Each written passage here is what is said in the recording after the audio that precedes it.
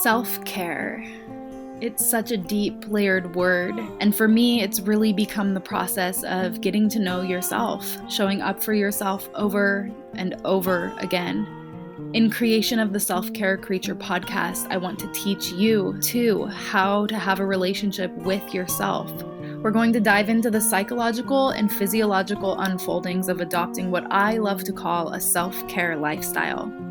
This podcast is here to help you, the stressed out but spiritually minded individual who can feel that wild calling in your heart, who wants to develop self-care rituals to support your daily living, give you the confidence and know-how to live through your intuition and raise your self-worth.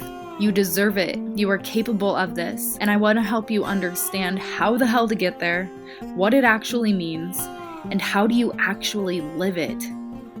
That's where my intention is with this podcast. The Self-Care Creature podcast, brought to you by me, your host, Courtney Klopp. Let's dive in.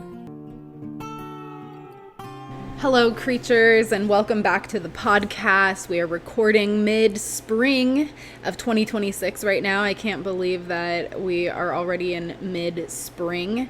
I am deep within my ceremony season. If you want to know more about what that means, I share about these things on Patreon. I always like to say, take what resonates and leave the rest as you tune in today. And if there is anything that really excites you or you think of somebody as you're listening in, go ahead and share it. Digital word of mouth means so much in this day and age, and especially to me as a small business owner.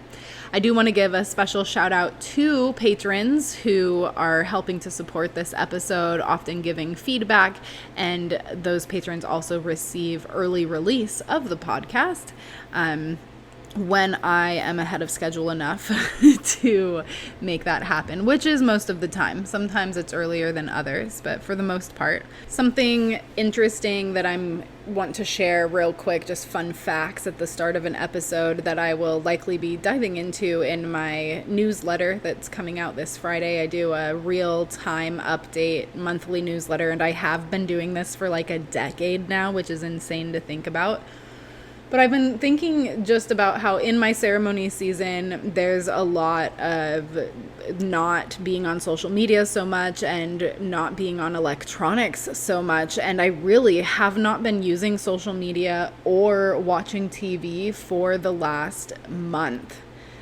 I tried to exaggerate that earlier today, and I was like, hold on, let's be realistic. It's been a month. And it's just interesting as I talk in this episode today a lot about dysregulation and distraction. Those are two of the biggest things. It's our phones, of course, but social media specifically, which is designed to pull us in and distract us, and which can be the most fun distraction too. I'm not just poo-pooing at all. And then, of course, TV as well. And so it's just been interesting recognizing, especially in this spring season, how much I am feeling inclined to really want to continue to just be off of the screen so much and really come back to more of a screen-free life. Now, though I know this is going to ebb and flow, especially the fall time always brings me back to wanting to watch movies more. It's actually May now, and there are a lot of thriller movies coming out this month, and I love a good thriller, honestly, especially the psychological aspect and dissecting it through the lens of grief and healing, which is my jam. So who knows, maybe sooner than I can give myself credit for or really realize I'm going to be coming back to the screen. But I've just wanted to share that I have been spending time away from it in my everyday life. Usually this comes more when I am on retreat of some kind, and so it's been interesting weaving it into the everyday. And I share this especially because as I'm sharing about healing and doing our personal work and things like this, my biggest thing is that I want to share in what I'm learning and experiencing right along beside you. Sure, I'm an expert in this work. I've been coaching for 14 years now, but it doesn't make me any less human, and it doesn't mean that I'm learning any less than you are. And so it's interesting because this is what really dove me into my path on wellness so many years ago when I was like 24. because that was when I got my yoga teacher training originally. It's that, we go to these places and have immersive experiences, often retreat settings or travel or whatever it may be, and we come home and it's the home. It's the day-to-day that's really hard to weave it in, and I think that takes shape in a lot of different layers and intricacies that we realize. And certainly phone and social media are big ones, and it's something that I don't know what's the right word, squabble with, that I still struggle with, and am feeling like I'm trying to come to a good place, especially because of social media. Like, I've used social media for so long for my business, and not only is it just completely not the same, but it is challenging to, I just realized that it's such a cost. I've always loved to be the person that's online and telling you to get offline. But that came with such a cost of I'm still online. Like, it usually takes so long to put these posts together and things like this. And sure, can I find a joy in it? I can. It can be fun. It can be good. But ultimately, I'm finding a hell of a lot more joy just not being on the phone at all.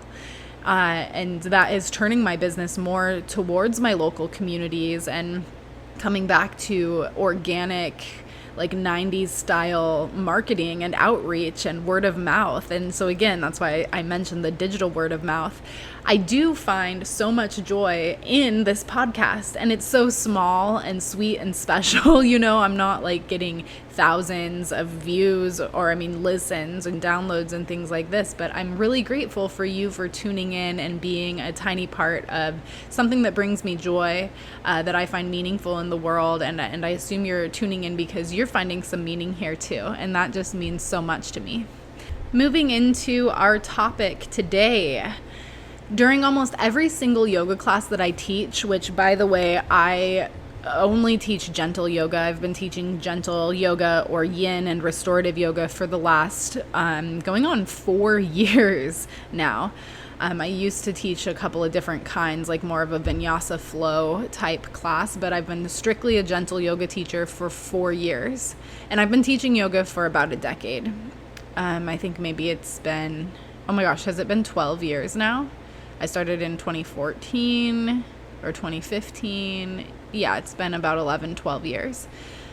So anyway, during almost every single yoga class at some point, I say almost the exact same thing.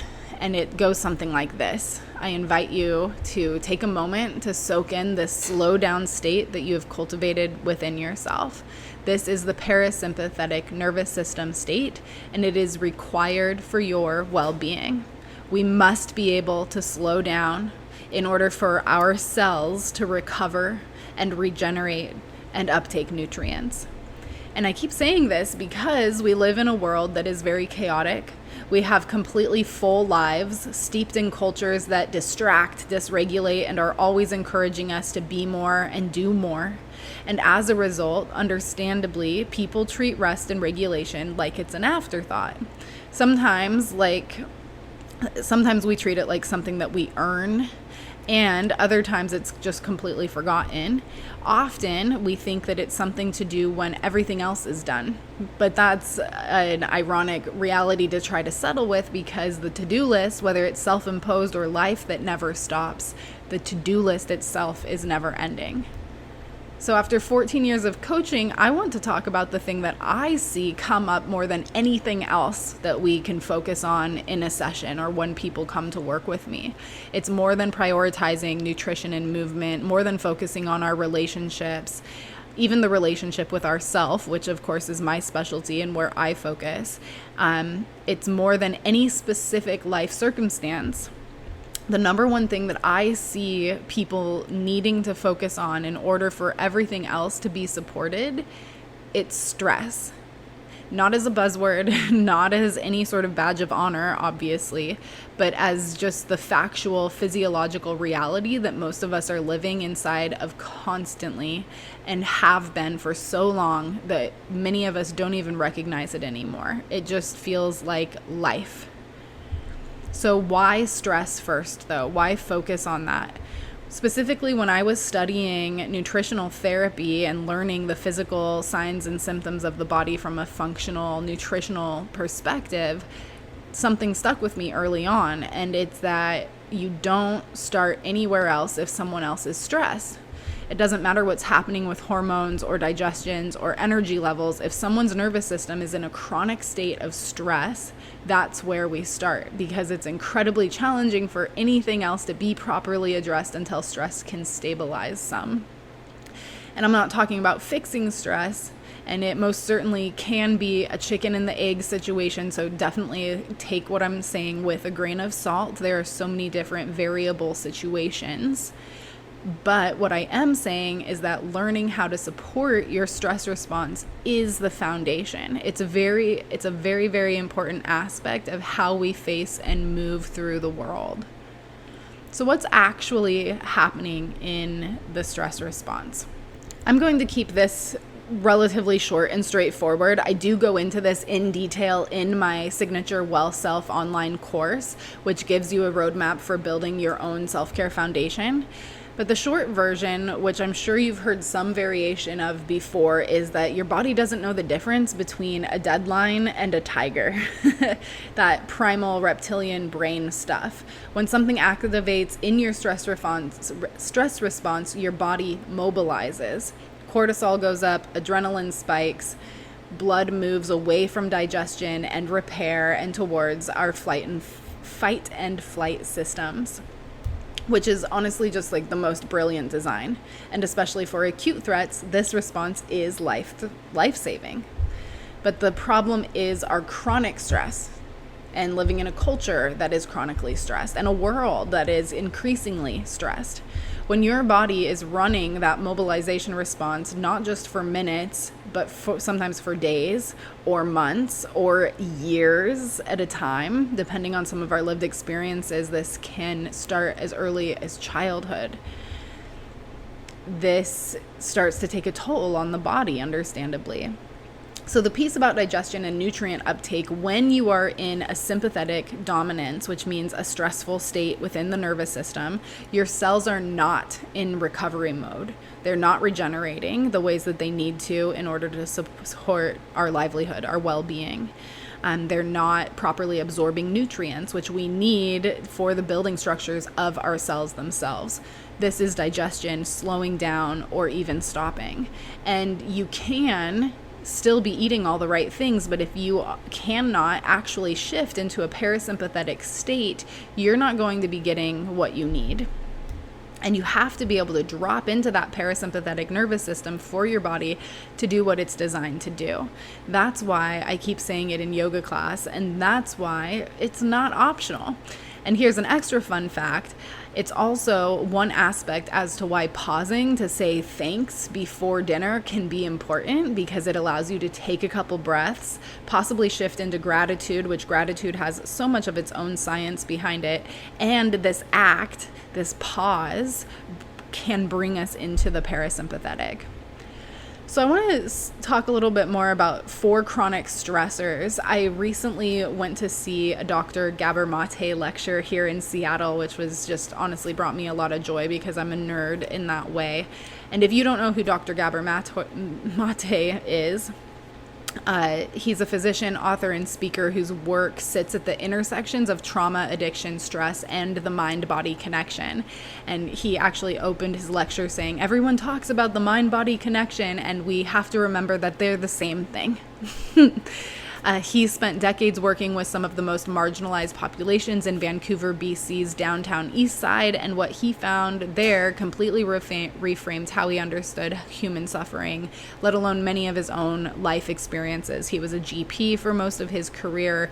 He's a survivor of the Holocaust as a baby, and he's not just some self-help guy. I consider him a real deal. He's someone who has looked at pain up close for a very long time and has come back with something very honest and articulated to say about it. So Mate identifies 4 core conditions that chronically activate the stress response in the body. And those are uncertainty, conflict, lack of information, and loss of control. So just sit with that for a moment, because I don't know about you, but when I look at modern life through that lens, we are all swimming in all four of those simultaneously a lot of the time. And many of us grew up inside of them too. And of course, that's not a personal failing. It's just literally a physiological response to real conditions, which again, brilliant system. Your nervous system is doing exactly what it's designed to do. The problem is when those conditions never resolve. I like looking at things like this, like it's like this, like these four things that he's mentioning as a sort of blueprint. I hear this and I say, oh, wow, this is a blueprint for how we can learn how to shift our chronic stress more. Some example questions could be, how can I become more comfortable with uncertainty? How can I handle conflict better and differently?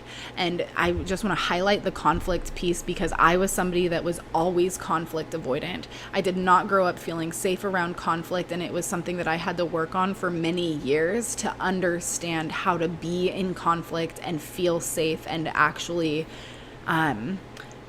be comfortable enough to not just completely freeze, fawn, shut down, or fight. More questions surrounding these four elements could be, how can I get curious to know more information when I don't have enough? What is and isn't in my control? But also simply just using this as a guide for your own spiked stress. When you notice that you're feeling stressed, you might ask yourself, am I experiencing any of these four things? And how, and then diving in a little deeper in the ways that I just mentioned. What I love about how Mate frames this is that it immediately pulls stress out of the you just need better coping skills conversation and into something more honest. Our environment, our relationships, our systems, our histories, these all genuinely are stressful. And again, it's by no means a personal failing, but they do all play a role in how we are experiencing life. And when those conditions are chronic, like I had mentioned, being experienced for years at a time, or for some of us since childhood, the body learns to expect them. Your nervous system gets wired for that and begins to create a lens for how you either experience the world or what you expect to experience from the world. Let's talk about the template, what we get wired to. If you are interested in hearing more about this, I had a really great conversation with my friend and colleague Demi Fair in episode 33, where we dive into this quite a bit more. Our nervous systems, especially early in life, is taking in information and building a model, a baseline, a foundation, also an expectation of what the world is like and what level of activation is normal. For a lot of folks, myself specifically, that template was built inside of chaos. Of course, not everybody, but I'm just saying many people have experienced this template being built inside of chaos, inconsistency, unpredictability, environments where you had to stay on alert. So the nervous system learned, this is what life is like. This is what life feels like. And then we grow up and we wonder, why can't I relax? Why am I drawn to chaos? Why stability and consistency feels boring or even unsafe? That one is a kicker for me. Why we self-sabotage exactly, especially when things start to go well. This is not a character flaw. It is pattern recognition. Your system is doing what it learned to do, and ultimately, it's trying to keep you safe. It is to keep you safe. And unlearning that is one of the most challenging and arguably one of the most worthwhile endeavors that you can commit to. But it's not fast. It's not fast. It doesn't feel convenient. It doesn't have, it has high reward long term, but not necessarily in the way our fast-paced world wants to receive these types of, it's not a dopamine reward type response. It doesn't happen from one meditation or one good week. And yet it is absolutely something that you can work with intentionally over time. And that is what I call becoming a self-care creature. Let's talk about what stress management actually looks like. It's not white knuckling your way through with, quote, better productivity systems. Just gotta be more organized. I know what I gotta do. I just gotta do it type white knuckling situation. It's learning how to actually support the physical body, how to soothe the mind, how to connect to something greater than yourself, how to recognize when you've been activated, and eventually how to disengage more quickly. The goal is not to never get stressed. I mean, look at the world we live in. That's literally impossible. I'm not saying you should figure out how to have a stress-free life. That is not what I'm saying. The goal is to simply shorten the recovery window and to support yourself to be able to shorten that recovery window. So that can look like physical inputs, like focusing on breath, movement, sleep, and touch. These are all parts of what I also focus on in what I mentioned, my Well Self, my signature Well Self course. We have the 4 pillars of self-care that we work through in a seasonal aspect in the course. So the physical inputs, breath, movement, sleep, food, touch, it looks like being honest about who you're around and learning what you are consenting to consciously or unconsciously. And it also looks like the slower, deeper work of noticing the template and choosing differently. And maybe this episode right here is just a little seed for you to begin being curious about your own template and thinking about these things in a different way. As I say in my definition of self-care, which I've crafted from being a coach, a realistic, integrative lifestyle coach, focusing on self-care, stress management, and spiritual curiosities over 14 years now. These are each of these things that I've just named previously, the physical, the emotional, the deeper work. These are all incredibly layered things that each take their own time to dive into. Personally, I've spent years learning almost every single one of these things, and I'm not saying at the same time, though of course some of them go together, but I keep coming back to this. Do not rush your healing. You'll hear me say this in a lot of different episodes. You can't rush your healing, actually, especially if you want it to be safe and sustainable for life, not just a personal growth thing that we're like hooked on right now. We're thinking the long-term vision, which is, of course, slow, and slow doesn't necessarily mean shiny or sexy in the moment. So again, it's dive into what feels necessary for you right now, or what you are drawn to right now. It may not be necessary. What do any of these things, I mean, if you're here interested in personal growth, I dare say, do any of these things sound fun or intriguing or bring you some little spark of maybe joy, curiosity? And let yourself be in the exploration of whatever that is. This isn't about talking or taking it all in at once. It's not about taking it all in at once. And when you start to peel back one layer, the realizations start to arise as you begin to see the way that it is all actually interconnected, which is such a cool journey to begin coming into. And I like to say that you don't have to be a spiritual person by any means to take on this work or to do this work. And I like to work with people wherever they're at. I work with people with all different kinds of backgrounds. But for me personally, the spiritual curiosities started to arise when I was peeling back these layers and recognizing the interconnectedness of it all. There's a lyric from a musician named Lizzie Jeff that lives in my head a lot, and it's as simple as it just said. The song is called Elevation, and the line is dedicate every day to elevation. And I will be doing a secret sods episode. Those are my secret podcast episodes kind of secret on this later this month secret, because it's only available through Patreon. And so that'll be available later in the month on Patreon. But for now, I'll share that I think it's this kind of, it is part of the self-care creature commitment. And I like that. Dedicate each day to elevation. But here's where I want to be real with you too, of course, because you're not going to nail this every single day.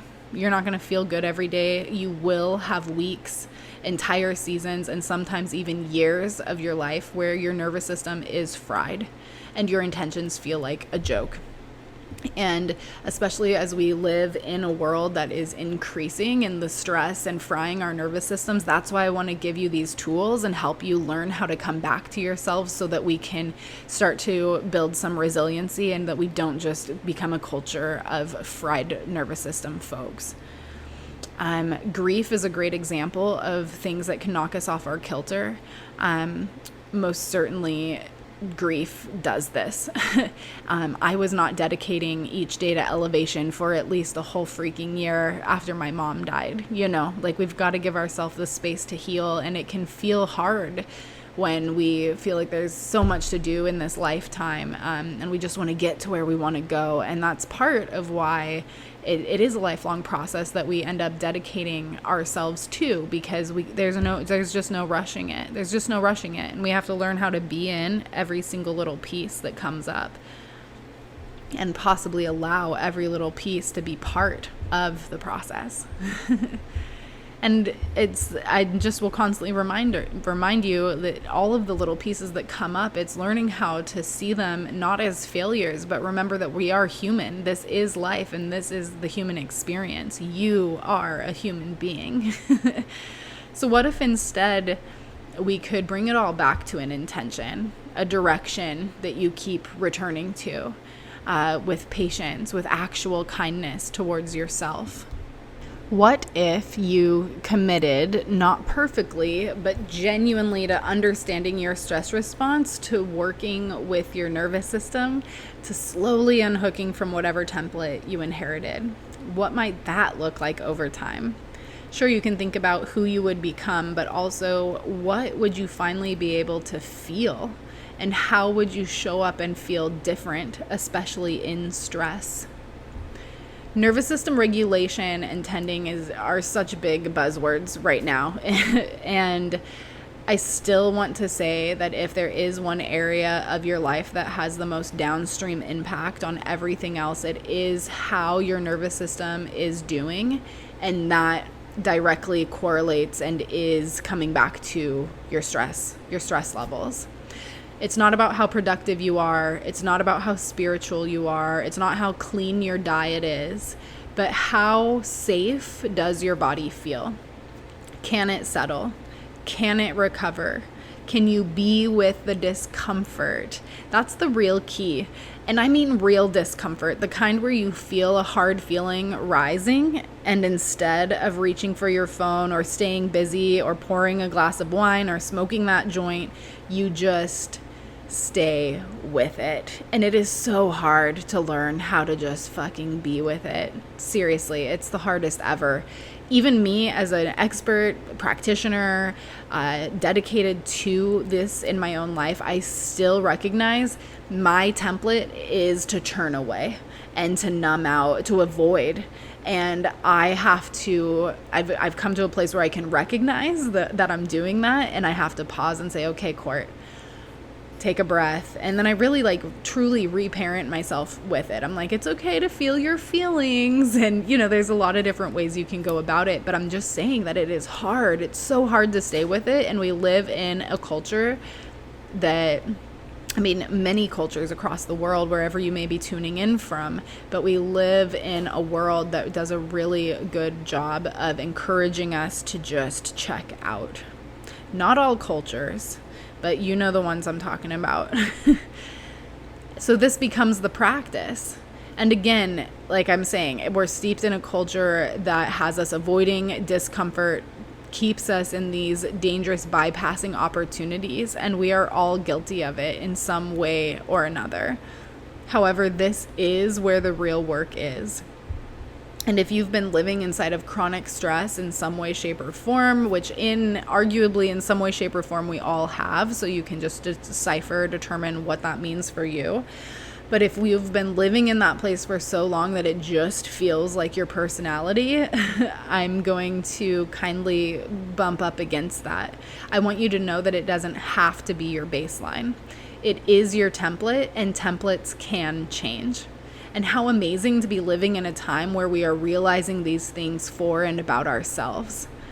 Slowly, intentionally, with a lot of understanding, getting into compassion and patience for how you got wired in the first place. We've got to learn to slow our roll and be willing to be uncomfortable when it comes to personal growth and self-healing. I cannot say that enough.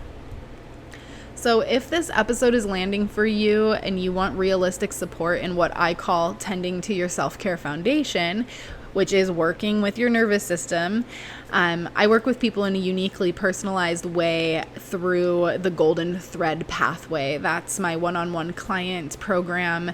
And I help people to anchor themselves into self-trust and to help you feel a little bit more at ease in our chaotic world.